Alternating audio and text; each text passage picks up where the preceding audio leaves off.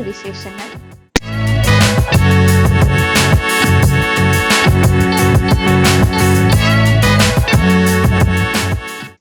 Father PX Francis Cheruvila 1955 കൊല്ലം കണ്ടച്ചിറ ഹൃദയഭവനിൽ പത്രോസ് ഏലിയാമ ദമ്പതികളുടെ മക്കളിൽ ആറാമനായി ജനിച്ച ഫാദർ ഫ്രാൻസിസ് ഇന്ന് തന്റെ സൈക്കിൾ സവാരികളിലൂടെ സൈക്കിൾ അച്ഛൻ എന്ന് അറിയപ്പെടുന്നു. തന്റെ 12-ാം വയസ്സിൽ 6-ാം ക്ലാസ് വിദ്യാർത്ഥിയായിരിക്കെ ഫാദർ ഫിലിപ്പ് തയ്യൽ SDBയിലൂടെ ദൈവവിളി സ്വീകരിച്ച ഫാദർ ഫ്രാൻസിസ് ഒരു വർഷത്തെ പ്രാഥമിക പഠനത്തിന് ശേഷം വടക്ക് കിഴക്കൻ ഇന്ത്യയിൽ വൈദിക പഠനം തുടരുകയും 1983 വൈദികനായി പൗരോഹിത്യം സ്വീകരിക്കുകയും ചെയ്തു.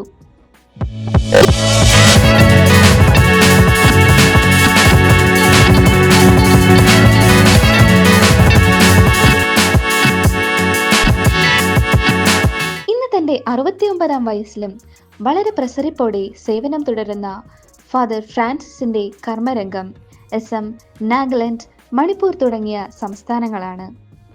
നാഗാലാൻഡിൽ പ്രവർത്തനമനുഷ്ഠിക്കുന്ന സമയം കൊഹിമ ഡയസിസിലെ യൂത്ത് ഡയറക്ടറായി അദ്ദേഹം 9 വർഷം സേവനമനുഷ്ഠിച്ചിരുന്നു. Bharat scout and guides Manipur സംസ്ഥാനത്തിന്റെ വൈസ് പ്രസിഡന്റ് പദവി വഹിക്കുന്ന ഫാദർ ഫ്രാൻസിസ് സ്കൗട്ട് മാസ്റ്റേഴ്സ് ട്രെയിനിങ്ങിൽ ഏറ്റവും ഉയർന്ന ഗ്രേഡായ LT ലീഡേഴ്സ് ട്രെയിനിങ് വിജയകരമായി പൂർത്തിയാക്കുക വഴി ദേശീയ ലെവലിൽ സ്കൗട്ട് മാസ്റ്റേഴ്സ് ട്രെയിനിങ് നൽകാൻ യോഗ്യതയുള്ള ചുരുക്കം ചില വ്യക്തികളിൽ ഒരാളാണ്. ചെറുപ്പം മുതലേ സൈക്കിൾ സവാരി ചെയ്യാൻ ഇഷ്ടപ്പെട്ടിരുന്നു ഫാദർ ഫ്രാൻസിസ്. എന്നാൽ തന്റെ സൈക്കിൾ പ്രയാണത്തിന്റെ തുടക്കത്തെക്കുറിച്ച് അദ്ദേഹം പറയുന്നത് ഇങ്ങനെയാണ്.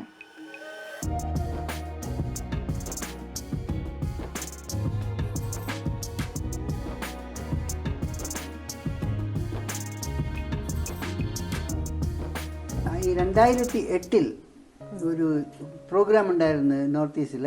ഒരു ഫാദർ VM തോമസ് എന്ന് പറഞ്ഞ ഒരു അച്ഛൻ ഓർഗനൈസ് ചെയ്യുന്ന പ്രോഗ്രാമായിരുന്നു. 5 ചെറുപ്പക്കാർ ജർമ്മനിയിൽ നിന്ന് യൂറോപ്പിൽ 2500 കിലോമീറ്റർ സൈക്കിൾ ചവിട്ടിയും അത് കഴിഞ്ഞിട്ട് നോർത്ത് ഈസ്റ്റ് ഇന്ത്യ എല്ലാ സ്റ്റേറ്റിലും പോയി 2500 കിലോമീറ്റർ 5000 കിലോമീറ്റർ അവർ ചവിട്ടി. അവർ വന്നപ്പോൾ ഞങ്ങൾ അവിടെ ഇംഫാലിൽ സ്വീകരിച്ചു. ആ സമയത്ത് ഒരു ജർമ്മൻ ചെറുപ്പക്കാരൻ പുള്ളിയുടെ സൈക്കിൾ എനിക്ക് തന്നു. അതും ഞാൻ 10-20 കിലോമീറ്റർ ചവിട്ടിയ ശേഷം ഇത് നല്ലൊരു ആശയമാണല്ലോ എന്ന് ഞാൻ ചിന്തിച്ചു. അത് കഴിഞ്ഞിട്ട് ഞാനൊരു സൈക്കിൾ മേടിച്ചു. എല്ലാ കാര്യത്തിനും സൈക്കിളിൽ തന്നെ പോകാൻ തുടങ്ങി. സ്കൂളിൽ പോകാനാണെങ്കിലും വില്ലേജ് ഗ്രാമത്തിൽ പോകാനാണെങ്കിലും സോഷ്യൽ വർക്കിനാണെങ്കിലും പള്ളിയിലെ പ്രോഗ്രാം എല്ലാത്തിനും സൈക്കിളിൽ ഉള്ളത്. സൈക്കിൾ സവാരി ആരോഗ്യം, പണം തുടങ്ങിയവയുടെ സംരക്ഷണത്തിന് മാത്രമല്ല, കൂട്ടായ്മയ്ക്കും സംഭാഷണത്തിനും പ്രത്യേകിച്ച് ചെറുപ്പക്കാരുമായുള്ള സൗഹൃദത്തിനും കൂടിയുള്ള അവസരമായി മാറിയെന്ന് കണ്ടെത്തുന്നു ഫാദർ ഫ്രാൻസിസ്. എൻ്റെ കൂടെ കുറെ ചെറുപ്പക്കാരൊക്കെ എൻ്റെ കൂടെ തുടങ്ങി സൈക്കിൾ ചവിട്ടാൻ. കമ്മ്യൂണിക്കേഷനും അതൊരു നല്ല ഇതായി വണ്ടർഫുൾ ഓപ്പർച്യൂണിറ്റി. അത് വെച്ചാൽ നമ്മൾ സാധാരണ പള്ളിയിൽ പോകുമ്പോൾ ജീപ്പിലോ ഒക്കെ പോയി കുർബാന കഴിഞ്ഞ് വീട്ടിൽ തിരിച്ചു വരിക. പക്ഷേ സൈക്കിളാണെങ്കിൽ വഴിയെ തന്നെ ആളുകളുമായിട്ട് സംസാരിക്കാം. പിന്നെ ചെറുപ്പക്കാരൊക്കെ കൂടി വരും. അവരോട് സംസാരിക്കാനും അവരുടെ പ്രശ്നങ്ങളൊക്കെ കേൾക്കാനും അവരുടെ ഒരു കൂട്ടുകാരനായിട്ടിരിക്കാനുള്ള അവസരം സൈക്കിൾ വഴി എനിക്ക് കിട്ടിയിട്ടുണ്ട്.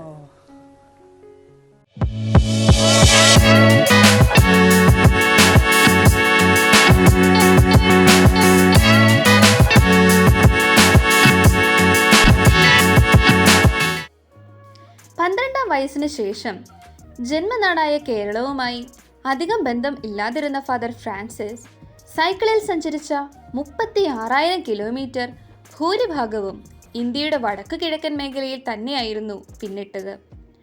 വർഷത്തിൽ 2 ആഴ്ച മാത്രം ലഭിക്കുന്ന അവധിയിൽ ഒരാഴ്ച ഇത്തവണ കേരളമൊട്ടാകെ സഞ്ചരിക്കാനുള്ള അവസരമാക്കാമെന്ന തീരുമാനമെടുത്ത ഫാദർ ഫ്രാൻസിസ് അതോടൊപ്പം മറ്റൊരു ഉദ്ദേശവും ഈ യാത്രയ്ക്കൊപ്പം ചേർത്ത് വെച്ചു. എല്ലാ ദിവസവും 20-25-30-40 കിലോമീറ്റർ ചവിട്ടാനാണ് ആഗ്രഹം. എല്ലാ ദിവസവും 1 മണിക്കൂറിനകം 20 കിലോമീറ്റർ വരെ പ്ലെയിൻ ഏരിയ ആണെങ്കിൽ ചവിട്ടാം. അത് മാത്രമല്ല കുറേ ചെറുപ്പക്കാരുടെ കൂടെ ചവിട്ടാം. അപ്പോൾ മറ്റേ ഞാൻ ഇംഫാലായിരുന്നപ്പോൾ പല പ്രാവശ്യം അത് സാധിക്കുമായിരുന്നു. ഇപ്പോൾ ഞാൻ ഒരു മലമ്പ്രദേശത്താണ്. 7,000 അടി പൊക്കമുള്ള സ്ഥലം. അതുകൊണ്ട് ചവിട്ടാൻ അത്ര പാടാണെങ്കിലും അല്പം മാത്രം ചവിട്ടാൻ പറ്റും. പിന്നെ കുറേ കൂട്ടുകാരുടെ കൂടെ ചവിട്ടാനുള്ള ആഗ്രഹമുണ്ട്. ഇവിടെ തന്നെ കുറേ അച്ഛന്മാരൊക്കെ എക്സ്പ്രസ് ചെയ്തിട്ടുണ്ട് ഇനിയും പല സ്ഥലത്തും പോകണമെന്നൊക്കെ. ഈ ചവിട്ടാനുള്ള കാര്യം ഒരു വിധത്തിൽ നോക്കിയാൽ ശരീരത്തിന് ഏറ്റവും നല്ല ആരോഗ്യത്തിന് തരുന്ന കാര്യമാണിത്. ഓടുക, സൈക്കിൾ ചവിട്ടുക, നീന്തുക, ഇത് എല്ലാ മസിലിനും സഹായം തരുന്നു. അതുകൊണ്ട് ഏതായാലും നമുക്ക് പല സ്ഥലത്തേക്കും പോകണമല്ലോ പല കാര്യങ്ങൾക്കായിട്ട്. ആ സമയത്ത് ചവിട്ടുകയും ചെയ്യാം. ഞാൻ പിള്ളേരോട് പറയുന്നത് 4 കാര്യങ്ങളാണ് നമ്മുടെ ജീവിതത്തിലേക്ക് നമുക്ക് നോക്കേണ്ടത്: body, mind, soul and spirit. ഈ 4 കാര്യത്തിനും, ശരീരത്തിനും ആത്മാവിനും സ്പിരിറ്റിനും എല്ലാം സഹായം ചെയ്യുന്ന ഒരു കാര്യമാണ് സൈക്ലിംഗ്. അതുകൊണ്ട് എല്ലാവരെയും വിളിക്കുന്നു സൈക്കിൾ എല്ലാ കാര്യങ്ങളും. അത് മാത്രമല്ല, നമ്മുടെ പരിശുദ്ധ പിതാവ് പോപ്പ് ഫ്രാൻസിസ് ലൗദാത്തോ സി എന്ന ഒരു എൻസിക്ലിക്കൽ എല്ലാവർക്കും വേണ്ടി ഇങ്ങനെ എഴുതിയിട്ടുണ്ട്: കാറിനും മറ്റേ വണ്ടിക്ക് പോകുന്നതിന് വരും സൈക്കിൾ ചവിട്ടുക. അതായത് ഞാൻ ചെയ്യുന്നത് പരിശുദ്ധ പിതാവ് പറഞ്ഞ കാര്യം നേരെ ചൊവ്വേ അങ്ങ് ചെയ്യുക. മറ്റു കുറേ പേര് 2025 ജനുവരി 1 തീയതി കന്യാകുമാരിയിൽ തുടങ്ങി 2025 ജനുവരി 9 മംഗലാപുരം വരെ നീണ്ട തൻ്റെ യാത്രയിൽ 820 കിലോമീറ്റർ സഞ്ചരിച്ച ഫാദർ ഫ്രാൻസിസ് കേരളത്തിലെ തീരദേശ ജില്ലകളിലൂടെ എല്ലാം തന്നെ കടന്നുപോയി. മണിപ്പൂരിനെ കുറിച്ച് ആളുകളോട് പറയാനും പ്രാർത്ഥിക്കാനും ചിലവഴിച്ച ഈ യാത്ര മറ്റൊരു ധ്യാനം തന്നെയായിരുന്നുവെന്നും വളരെ സന്തോഷം അനുഭവിച്ച അവസരമായിരുന്നുവെന്നും ഫാദർ ഫ്രാൻസിസ് പറയുന്നു. മലകൾ നിറഞ്ഞ പ്രദേശമാണെങ്കിലും ചൂടും പൊടിയുമില്ലാത്ത വടക്കു കിഴക്കൻ സംസ്ഥാനങ്ങളിൽ സൈക്കിൾ സവാരി പരിചയിച്ച ഫാദർ ഫ്രാൻസിസിന് ഏറ്റവും വലിയ വെല്ലുവിളിയായി തോന്നിയത് ഉഷ്ണമായിരുന്നു. പക്ഷേ കൂടുതൽ പ്രയാസമുള്ള യാത്രകളിൽ കൂടുതൽ ആളുകൾ പിന്തുണയുമായി എത്തും എന്നുള്ളതാണ് ഫാദർ ഫ്രാൻസിസിന് മണിപ്പൂരിലെ പോലെ തന്നെ കേരളത്തിലുമുണ്ടായ അനുഭവം. മണിപ്പൂരും നമ്മുടെ കേരളവും അച്ഛൻ ഏകദേശം കണ്ട മട്ടാണ്. അപ്പോൾ ഇവിടെ രണ്ടിടത്തും സൈക്ലിംഗ് ചെയ്തപ്പോൾ ഈ 2 സ്ഥലങ്ങൾ തമ്മിലുള്ള ഒരു അനുഭവം എന്താണ്? ഒന്നാമതായിട്ട് മണിപ്പൂർ ചവിട്ടാൻ വളരെ എളുപ്പമാണ്. അധികം ചൂടില്ല. മലമ്പ്രദേശമാണെങ്കിലും അവിടെ കുറേ ചവിട്ടിക്കഴിഞ്ഞ എക്സ്പീരിയൻസ് ആയതുകൊണ്ട്. അത് മാത്രമല്ല, എനിക്ക് അവിടുത്തെ ആളുകളെയൊക്കെ നല്ലോണം അറിയാം. കുറേ ഭാഷയൊക്കെ പഠിച്ചിട്ടുണ്ട്. അവിടെ പോകുന്ന ആളുകളുമായിട്ട് ബന്ധമുണ്ട്. അതുകൊണ്ട് എന്ത് പറ്റിയാലും സാധാരണ അവിടെ മലമ്പ്രദേശമൊക്കെ ചവിട്ടി പോകുന്ന നേരത്ത് ക്ഷീണിച്ചാൽ ഞാൻ വഴിയിൽ കിടക്കും. സൈക്കിൾ ഒരു സ്ഥലത്തിട്ട് കുറേ നേരം കിടന്ന് ചിലപ്പോൾ നേരം പ്രാർത്ഥിച്ചിട്ടൊക്കെ എഴുന്നേക്കുമ്പോൾ പിന്നെ ശരിയാവും. അങ്ങനെ കുറേ പേര് എന്നെ കണ്ടിട്ടുണ്ട്, വഴി വെച്ച് സഹായിച്ചിട്ടുമുണ്ട്. അതുപോലെ തന്നെ ഇവിടെയും പല സ്ഥലങ്ങളിലും എന്നെ സഹായിക്കാൻ കുറേ പേര് വന്നു. ഒരാൾ കാസർഗോഡാന്ന് തോന്നുന്നു. അവിടെ ചെന്നപ്പോൾ എന്നോട് ചോദിച്ചു, ഊണ് കഴിച്ചിട്ടുണ്ടോ? ഊണ് കഴിച്ചു. അല്ല, ഇപ്പോൾ ഞാൻ കഴിക്കാൻ പോവാം. അപ്പോൾ എന്നോട് കൂടെ വാ. ഒരു മുസ്ലിം ചെറുക്കനായിരുന്നു.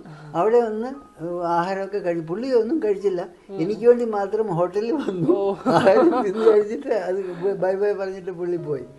പുള്ളിയും സൈക്കിൾ അതുകൊണ്ട് ഒരാളെ കണ്ടപ്പോൾ വളരെ ഇൻട്രസ്റ്റ് ആയി. പുള്ളിക്ക് സൈക്കിൾ ചവിട്ടാനൊക്കെ കുറേ ഇഷ്ടമായിരുന്നു. അതുപോലെ തന്നെ വേറൊരാൾ എന്നോട് കൂടെ ഇവിടുന്ന് തൃശ്ശൂരിൽ നിന്ന് കണ്ണൂർ പോയപ്പോഴായിരുന്നു. പുള്ളിയും കുറേ നേരം എന്നോട് കൂടെ ചവിട്ടി. എത്ര വയസ്സാണെന്നൊക്കെ ചോദിച്ചു. എത്ര വയസ്സൊക്കെ? ഞാൻ എത്ര വയസ്സൊന്നും ആയില്ല, ഞാൻ വെറും 69 വയസ്സായുള്ളെന്ന് പറഞ്ഞു. പക്ഷേ കുറേ പേരൊക്കെ ഇതിനെ വയസ്സിനെ പറ്റി എന്നോട് പറയുന്നുണ്ട്. പക്ഷെ എനിക്കതൊന്നും ഫീൽ ചെയ്യുന്നില്ല. സാധാരണ എക്സസൈസിനായിട്ട് ഒരു 10 കിലോമീറ്ററൊക്കെ ഓടും, പിന്നെ 10-20 കിലോമീറ്റർ സൈക്കിൾ ചവിട്ടി എല്ലാ ദിവസവും ചവിട്ടിയാൽ ആരോഗ്യം ഉണ്ടെന്നാണ് എനിക്ക് തോന്നുന്നത്. ഇനി ആകുന്നിടത്തോളം കാലം നമ്മൾ ചവിട്ടും. അത് പക്ഷേ മണിപ്പൂരും കേരളവും ഒരുപോലെയാണെന്നാണ് എനിക്ക് തോന്നുന്നത്.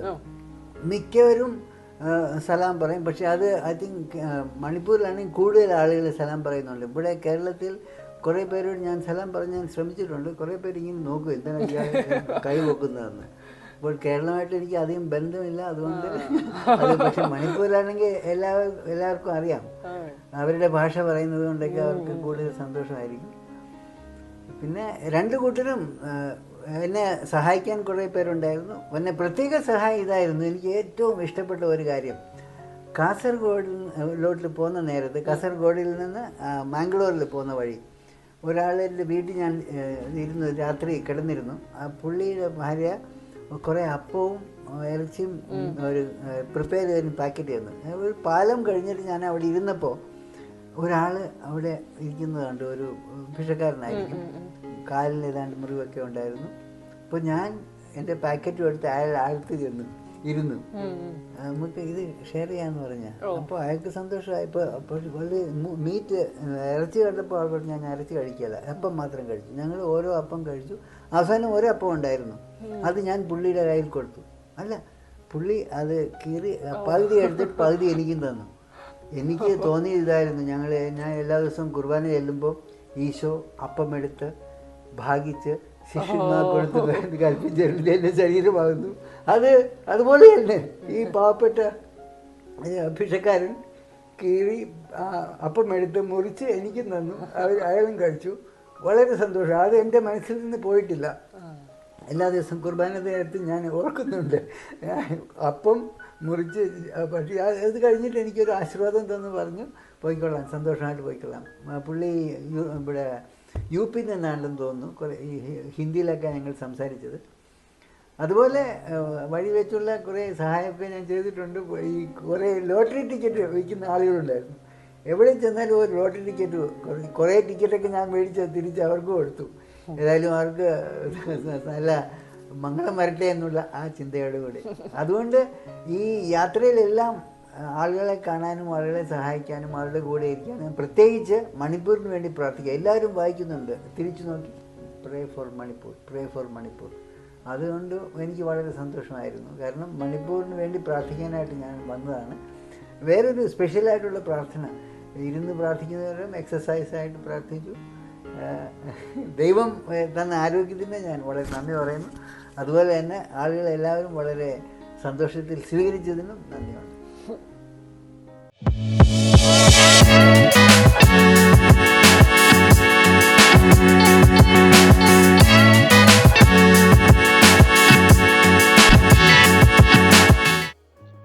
വിജയകരമായി യാത്ര പൂർത്തിയാക്കിയതിലുള്ള സന്തോഷവും ചാരിതാർത്ഥ്യവും നന്ദിയുടെ വാക്കുകളിൽ ഫാദർ ഫ്രാൻസിസ് എല്ലാവരോടും രേഖപ്പെടുത്തുന്നു.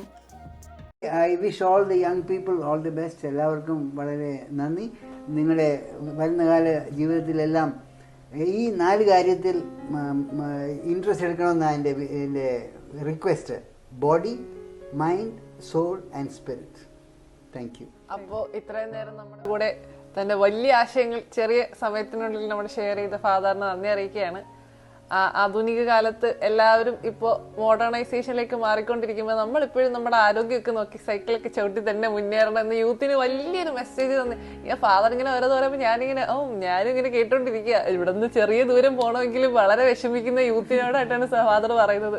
യൂത്തിനെ ക്ഷണിക്കുമ്പോൾ ഒരു വലിയ പ്രചോദനം ഉള്ളിൽ ഉണ്ട്. അത് ഹൃദയത്തിന്റെ ഭാഷയിൽ ഫാദറിനോട് പറയുകയാണ്. വളരെ സന്തോഷം ഇങ്ങനെ ഒരു നിങ്ങൾ സ്വീകരിക്കുന്നു എന്ന് കേട്ടപ്പോൾ തന്നെ മനസ്സിനൊരു സന്തോഷം. ഫാദറുമായിട്ട് ഇത്രയൊരു നിമിഷം പങ്കിടാൻ സാധിച്ചതിൽ ദൈവത്തിനോട് നന്ദി അറിയിക്കുന്നു. വളരെ സന്തോഷം father. Thank you very much. മണിപ്പൂരിന് വേണ്ടി പ്രാർത്ഥിക്കാനായിട്ട് ഞാൻ വന്നതാണ്. വേറൊരു സ്പെഷ്യലായിട്ടുള്ള പ്രാർത്ഥന, ഇരുന്ന് പ്രാർത്ഥിക്കുന്നവരും എക്സസൈസായിട്ട് പ്രാർത്ഥിച്ചു. ദൈവം തന്ന ആരോഗ്യത്തിന് ഞാൻ വളരെ നന്ദി പറയുന്നു. അതുപോലെ തന്നെ ആളുകളെല്ലാവരും വളരെ സന്തോഷത്തിൽ സ്വീകരിച്ചതിനും നന്ദിയുണ്ട്.